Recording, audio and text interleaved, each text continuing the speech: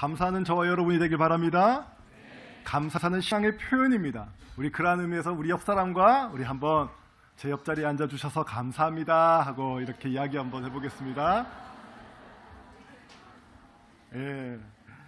신앙생활을 곧 주님과의 동행하는 삶이라고 이야기합니다. 성경에 나오는 사람들, 곧 하나님을 믿는 사람들은 주님께서 함께 하셨다라고 해도 무방할 정도로 많은 믿음의 사람들이 하나님과 함께 했습니다. 하나님과 동행했습니다. 누구나가 예수 믿는 사람이라면 주님과의 동행을 이야기하고 주님과의 동행을 생각하고 기도하고 또한 그런 삶이기를 바랍니다. 오늘 그런 바람이 오늘뿐만이 아니라 이때까지 살아왔지만 또한 앞으로도 영원 무궁토록 하나님과의 동행함이 경험되어지는 저와 여러분들이 되길 바랍니다. 성경 인물 가운데에서 하나님과 동행했다라고 하는 직접적인 표현을 쓴 인물이 바로 오늘 본문에서 나온 이 에녹이라고 하는 인물입니다. 이 에녹이라고 하는 인물, 오늘 이 본문과 더불어서 함께 하나님과의 동행하심이라고 하는 것이 무엇인가 같이 살펴보고자 합니다. 그 첫 번째가 바로 경건한 삶이었다는 것입니다. 경건이라고 하는 이 단어가 성경 곳곳에 나옵니다. 그 가운데에 한번 찾아보니까 가장 많이 나오는 곳이 바로 디모데 전후서더라고요. 경건이라고 쓰여진 이 시대적 배경들을 보게 되면 성경 어디에도 그다지 썩 경건을 지킬 수 있는 환경이나 조건이 되지 못하는 것을 발견할 수가 있습니다. 성경에서는 세상 문화, 그 조류에, 그 풍조에, 그 흐름에 휩쓸리지 않고 오히려 성경에서는 경건 지키기를 힘쓰라라고 말씀하고 계십니다. 디모데전서 4장 7절 말씀에 망령되고 허탄한 신화를 버리고 경건에 이르도록 내 자신을 연단하라. 그리고 더 나아가 무늬만 가득한 그냥 외적인 모습만이 가득한 그 경건은 버리라라고 내실 있는 경건에 힘쓰라라고 말씀하고 있습니다. 디모데후서 3장 5절 말씀에 경건의 모양은 있으나 경건의 능력은 부인하니, 하나님의 말씀은 이렇게 무리하면서까지 지켜내라고 경건을 강력하게 명령하고 계신데, 아니 그러면 이 경건을 지켜내 나가는 데에 있어서 그에 따른 유익, 그에 따른 혜택이 있는가 살펴보게 되니까 경건을 지킬 때 오는 유익, 손해, 그런 세상적 관점과 인간적인 눈으로 봤었을 때는 손해가 더 많다는 것입니다. 디모데후서 3장 12절 말씀에 무릇 그리스도 예수 안에서 경건하게 살고자 하는 자는 박해를 받으리라. 예수 믿고 살아가는 삶, 예수 믿고 나아가는 인생, 그 생활에는 쉽지 않은 어려움, 힘듦이 따른다라고 하는 것입니다. 주님 안에 산다는 것, 경건하게 살고자 할 때는 박해가 있다는 것입니다. 디모데전서가 기록된 시대적 그 박해라고 하는 것은 이름만 들어도 다들 아실 만한 이 황제, 바로 네로라고 하는 그 사람이 있었던, 그 황제가 있었던 시대였습니다. AD 66년에서 67년 그 사이에 이 네로 황제가 제위하던 시절, 그리스도인들을 어찌나 박해했던지 그 처음 최초의 그런 핍박 사건이라고 일컬어지면서 많은 이들에게 알려지고 있고 영화로도 소개되어졌습니다. 그 정도가 어느 정도인가 하니까 기독교인들을 불태워서 네로 황제가 가지고 있었던 자기 그 뜰, 정원, 조그마한 건 아니었겠죠. 그 큰 정원이 10일 밤낮으로 밝게 빛을 비추었다라고 할 정도니 어떻게 인간이 인간에 대한 그런 마음을 이렇게 못되게 먹을 수가 있는가라고 할 정도입니다. 새로운 왕국을 건설하고픈 야망이 있었다는 기록도 있고, 또한 그 안에 기름 창고 사고가 원인이 되어져서 많은 이들이 이 주범이 바로 네로 황제이다라고 하는 것에 초점이 맞춰지니까 그때 이 네로 황제가 생각했던 바로 로마에서의 신흥 종교라고 일컬어지는 이 기독교인들을 탄압하는 그런 방편으로 썼던 것입니다.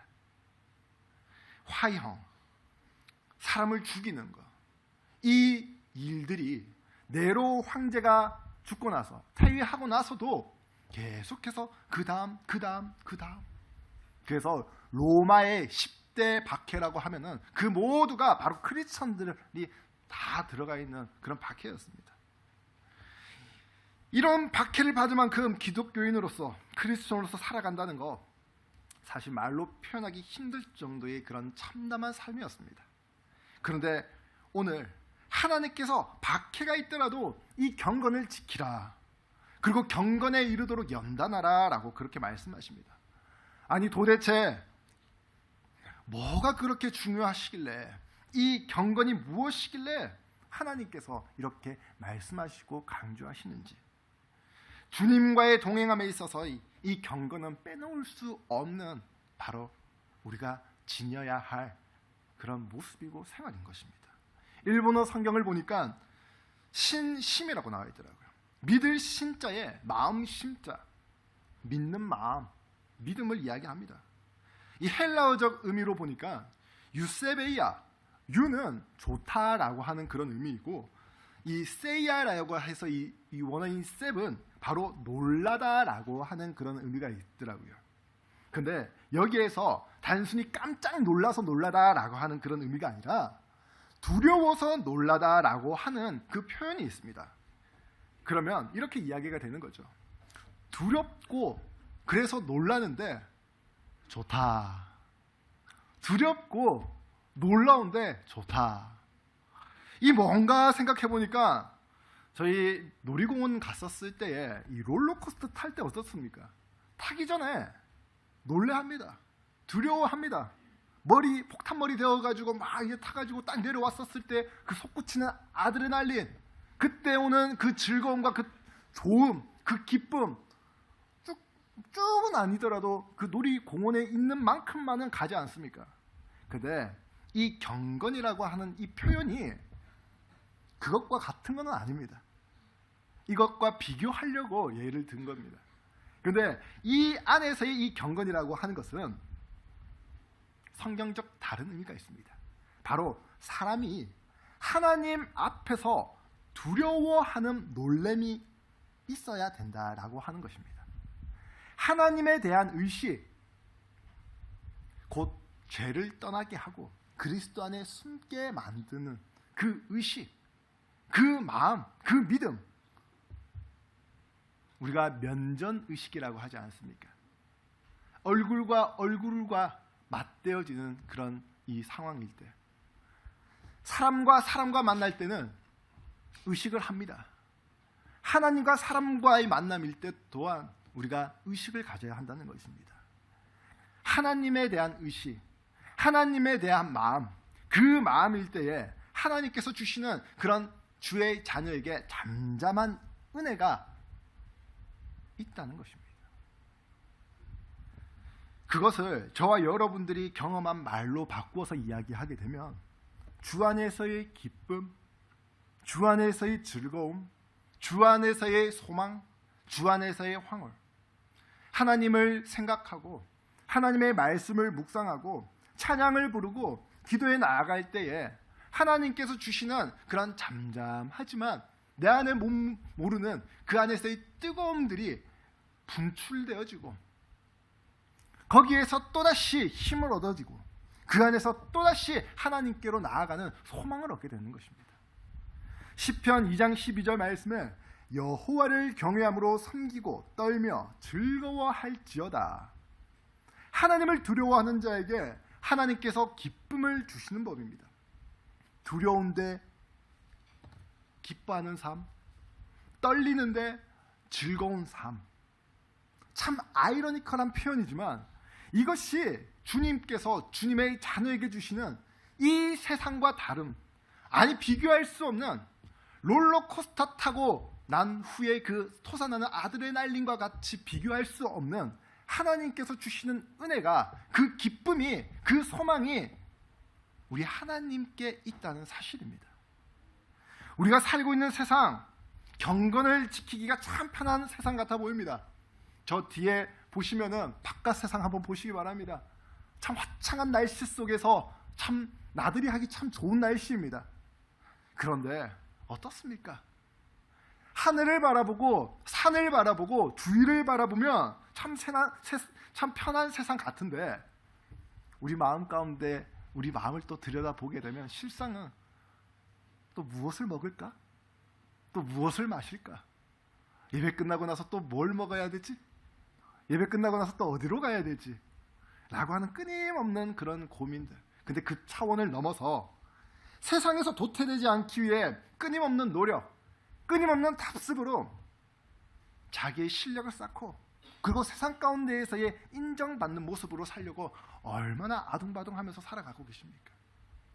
그런데 그게 중요한 게 아니라 자기도 모르게 그 세상과 동화되어져 버려서 하나님의 은혜를 망각하고 살아버리기도 한다라고 하는 것이, 그게 문제인 것입니다.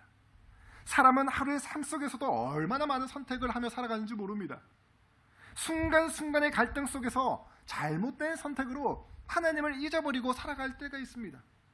그나마 참 감사한 것은 그래도 저와 여러분들이 믿음을 가지고 있기 때문에, 그래서 웬만해서는 세상과 동화되지 않습니다. 기본적으로요, 주일 성수합니다. 기본적으로요, 헌금합니다. 그리고 또한 나름 교회 안에서, 또한 부서 안에 들어가서 또한 섬깁니다. 그래서 신앙을 지키고 있다라고 그렇게 표면적으로는 이야기할 수 있습니다. 그런데 실제는 우리 삶의 현장이라고 하는 것입니다. 눈에 보이지 않는 마음속에서의 수없이 일어나는 전쟁, 우리 주님 편에 서보면 그 마음의 갈등들, 끊임없이 일어나는 그 마음의 시름들 알지 않습니까? 에베소서 6장 12절 말씀에 우리의 씨름은 혈과 육을 상대하는 것이 아니요, 이후에 뭐라고 이야기하고 있습니까? 세상 주관자, 악한 영을 상대함이라 라고 이야기합니다. 이 소리 없는 전쟁과 같은 그 삶의 현장 속에서 경건을 지킨다는 게 영적 전쟁입니다. 그러면 에녹이 살았던 그 당시의 문화는 아담 이후에 얼마 지나지 않은 세상이기 때문에, 문명이 크게 발달하지 않은 세상이기 때문에 오늘날처럼 시끄럽고 오늘날처럼 마음의 갈등의 요소들이 비교적 적었던 시대에 살고 있었는가? 또 그렇게만 또 볼 수가 없는 것. 에녹이 살던 그 당시에 그 땅에는 가인의 후예가 공존하였습니다. 가인의 후예, 범죄적이었고 포악했던 그런 부류였습니다. 그런데 이들 뿐만이 아니라 사람들의 마음속에 한 번 죄로 인하여서 얻어진 그 죄로 인한 그 죄의 결과물들이 계속해서 성경에서는 나오고 있고, 그것 때문에 하나님께서는 계속해서 우리에게 지금뿐만 아니라 그 전부터 계속해서 말씀하고 계신 부분인 것입니다. 오늘날 죄의 형태와 방법이 조금은 다르지만 그때나 지금이나 인간이 공존하고 있는 똑같은 세상이었습니다. 죄악이 창궐한 시대에 하나님과 함께 한다는 것, 환경이 따라줘야, 조건이 따라주고 상황이 따라줘야 하나님과 동행할 수 있겠는데, 근데 그러한 것마저도 우리를 포기한 상태입니다. 거기에서 우리가 어떻게 하나님과 동행을 할 수 있단 말입니까?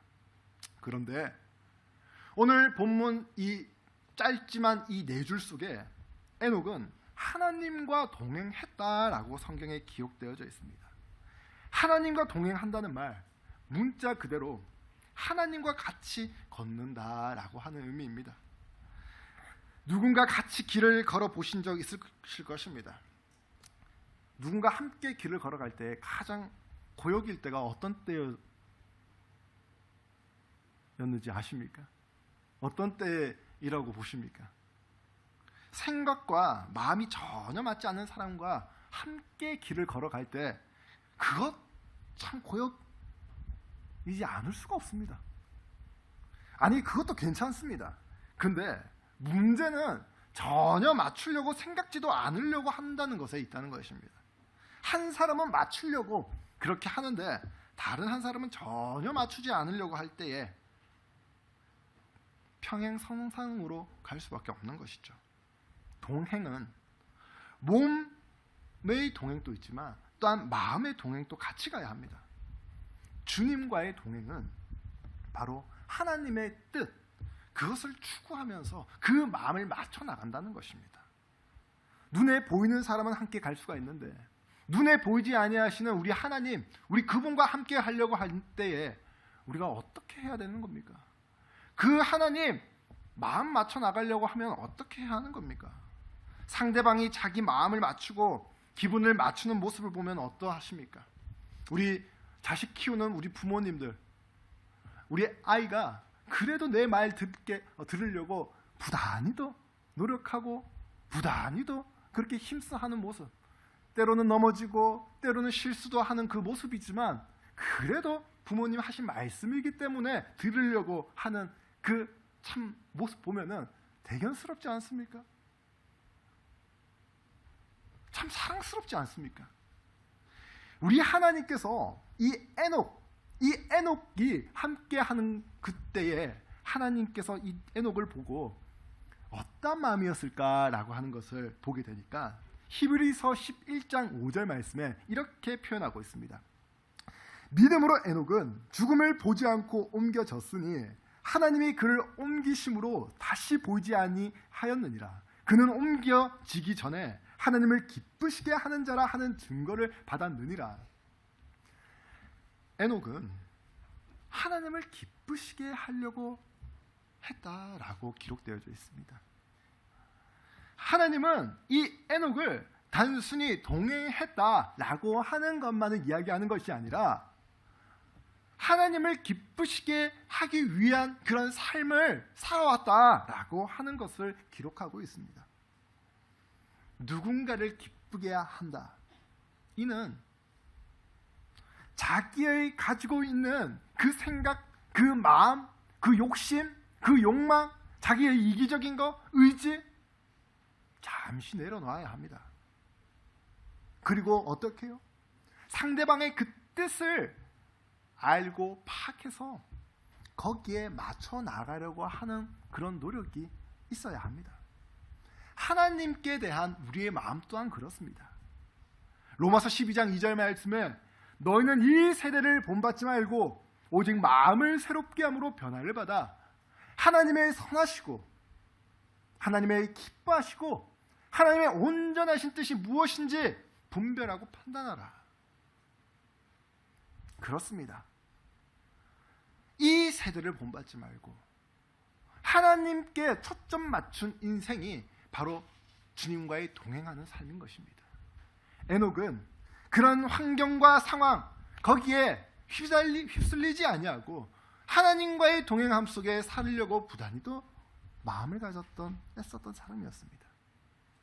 오늘 저와 여러분들이 평생을 하나님의 뜻에 맞춰 닮아가는 그런 은혜가 있기를 바랍니다. 주님에게만 깊은 관심을 가지시는 저와 여러분이 되길 바랍니다. 세상은 우리에게 하나님 동행하라고 그렇게 환경, 그렇게 조건 맞춰 나가주지 않습니다. 그런데 그러함에도 하나님과 동행하는 사람은 또한 하나님께 나아가는 길을, 하나님께 나아가려고 하는 그 마음을 잊지 않는 것입니다. 두 번째가 동행하는 삶의 특징이 바로 한결같은 믿음의 삶이었다는 것입니다. 이 에녹이라고 하는 이 히브리어적 의미로 감화시키다 그리고 가르치다라고 하는 그 의미가 들어가 있습니다. 아마 이 에녹은 사람들에게 하나님의 뜻을 가르치고 또 하나님으로서 이 그런 본을 지키려고 하는 그런 본을 보여주기 위한 그런 삶을 살아왔던 것으로 보입니다. 365년 동안 살면서 그에 관한 기록이 오늘 본문 4줄밖에 적혀져 있지는 않지만 우리는 분명하게 이 에녹이라고 하는 사람이 어떠한 사람인지를 분명하게 인지할 수 있습니다. 바로 하나님과 동행했다. 그런데 그의 살아온 이력을 보게 되면 조금 재미있는 부분이 있습니다.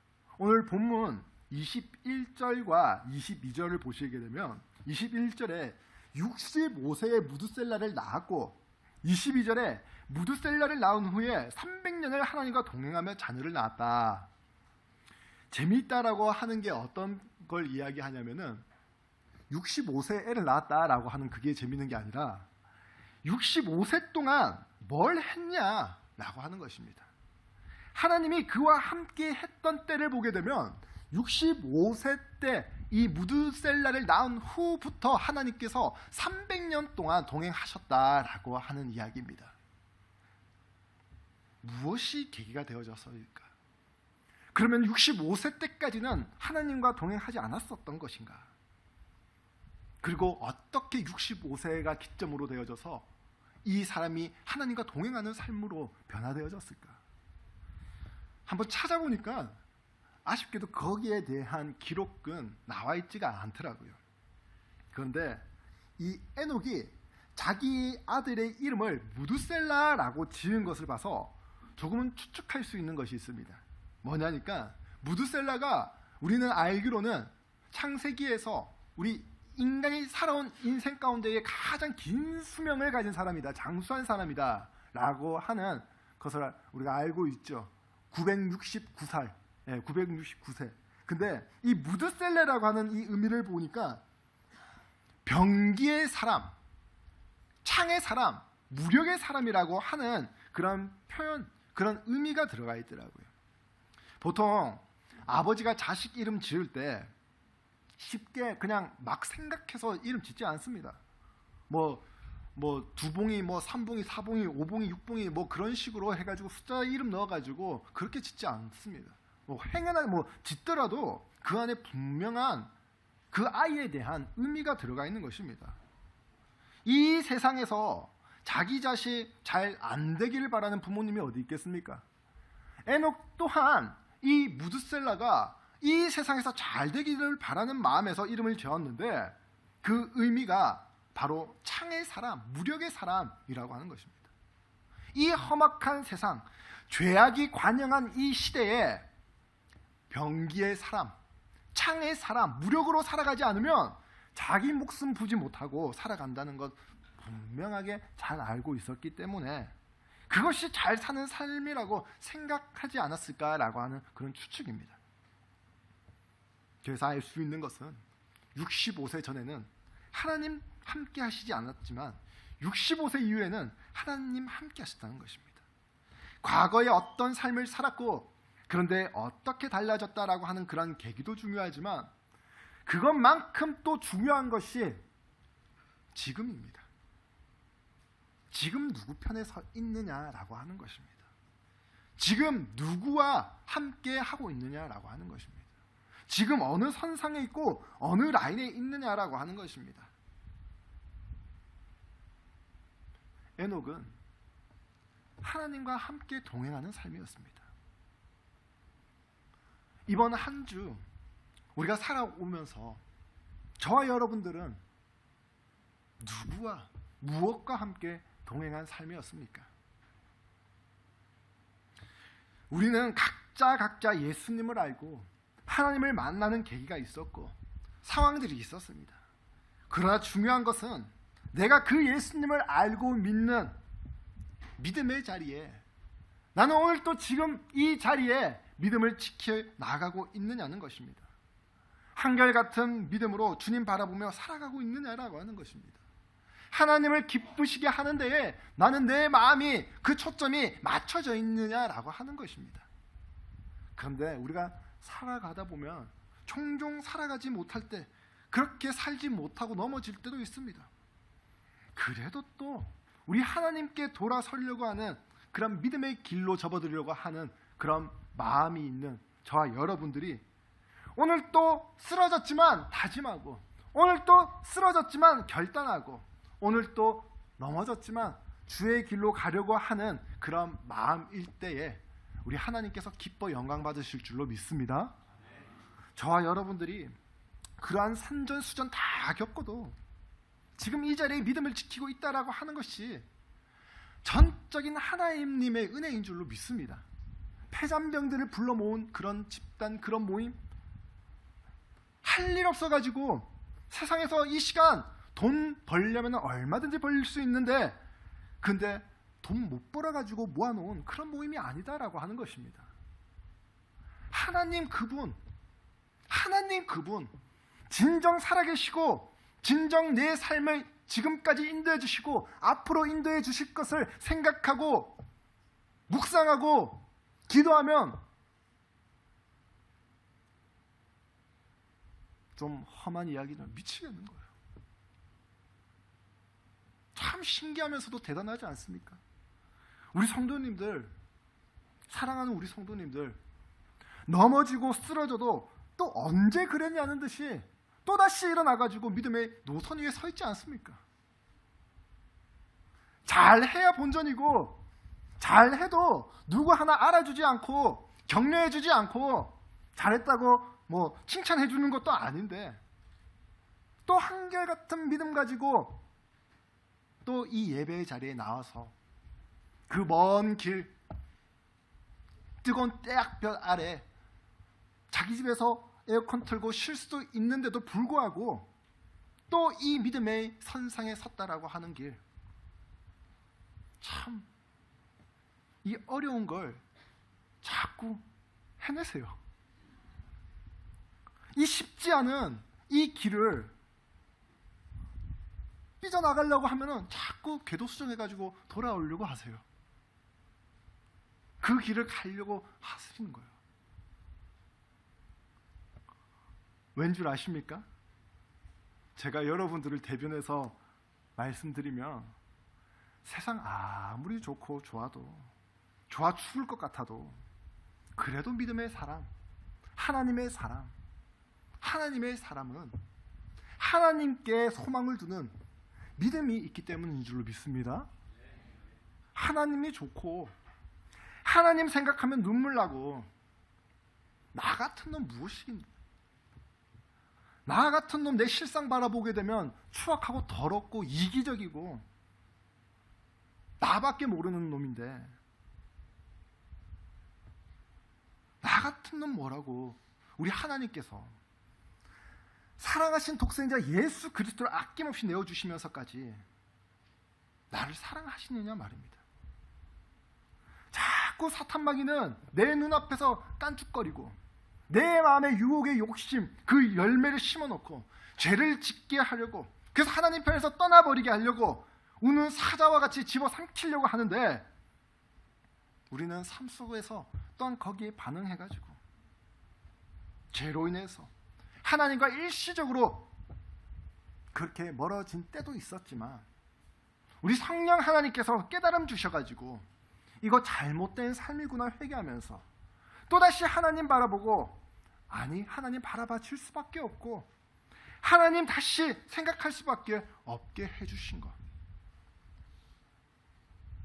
그래서 오늘 또 이 자리에 나와 저와 여러분들이 찬양을 드리는 가운데, 기도를 드리는 가운데에, 사도신경을 읊는 가운데에 우리의 마음이 다시 오늘 이 자리에서 예수님 편에 서는 그런 은혜의 열매들이 맺어져 나가는 줄로 믿습니다. 면목 없고 천부의지 없어가지고 돌아가야 할 길이 주님밖에 없어서 하나님 앞에 돌아서 보니까 세상보다 더 좋은 게 하나님인 거예요. 눈을 한번 감아 보시길 바랍니다. 지금 말고요. 잠잘 때 말고요. 뭐 바빠가지고 일 어떻게 해야 되냐 그런 막 생각 말고요. 그냥 하나님 생각한다 하는 그 시간 짧지만 5분이라도 한번 생각해 보십시오. 눈 감고 하나님 생각하고 예수님 생각하면 그냥 좋습니다. 하나님 말씀 좋고 성경이 좋고 하나님 나라가 어찌 좋은지 말입니다. 믿음의 삶이라고 하는 게 참 쉽지는 않은 것 같은데 참 이런 게 하나님께서 나를 이끌어 주시는 그런 원동력이구나 하는 게 깨달아지게 될 겁니다.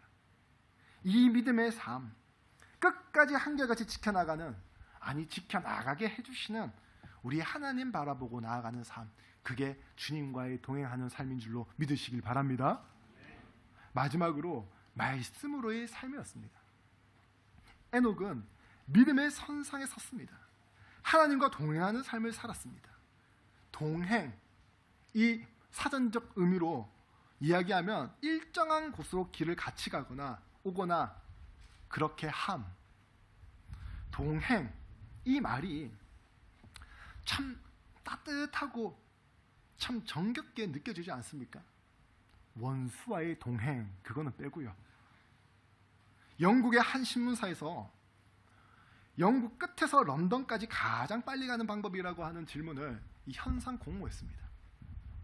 누구는요 비행기 타고 가고요, 누구는 기차 타고 가고, 누구는 달려서 가는 게 빠르다라고 하는 그런 여러 가지 수단과 방법들이 나왔습니다.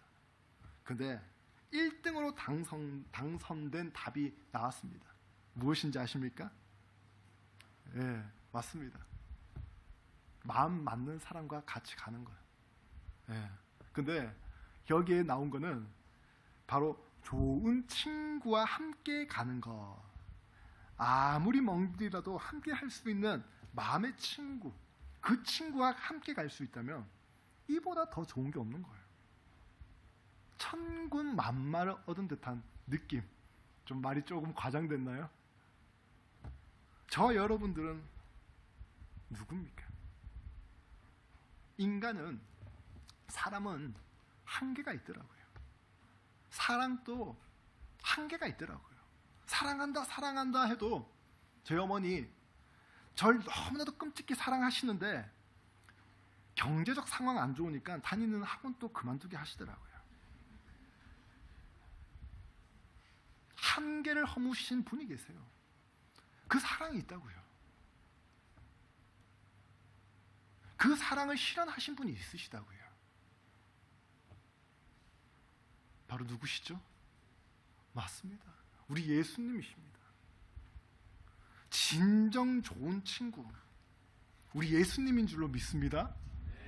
그런데 참 우리 하나님 두렵고 떨리는 존재로 생각하는 것도 사실 한편 가지고 있습니다. 그분을 생각하고 묵상하고 말씀을 보고 기도를 드리면 경외하는 마음, 두렵고 떨리는 마음, 존경하는 마음 듭니다.